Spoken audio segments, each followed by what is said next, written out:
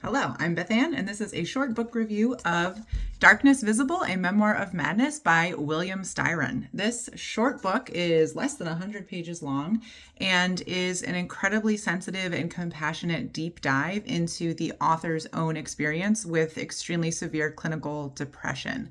William Styron, of course, is or was an amazing novelist, author of many different books, and he takes sort of a literary approach to this. The first couple of sections are talking about the prevalence of suicidal characters in his own fiction and in the fiction of some of the writers he admires, and sort of discussing just a little bit of sort of his cultural and social awareness of depression and suicide.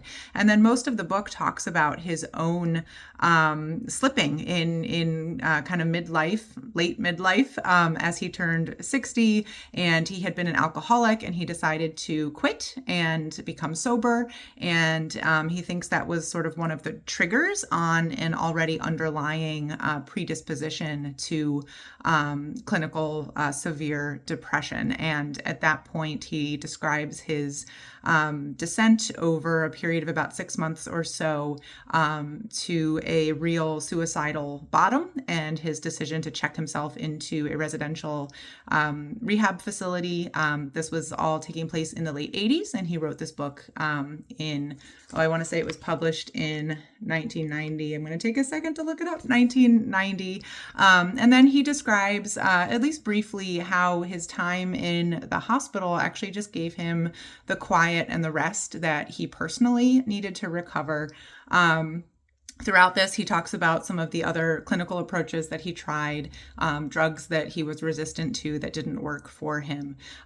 Throughout it all, he just has a very rational but emotional approach to this. You really feel the empathy and compassion with which he learned to have for himself, and that I think we all need to learn to have for everyone who struggles with depression. So I thought this was a lovely, insightful, and as I said, very empathic treatment of one person's personal experience with clinical or severe depression. So I do recommend this read. I think it really helped me think about how I'm going to love on some of my friends and family members who struggle with this illness. Thanks for watching. You can follow my channel if you want to see more book reviews from me. Bye.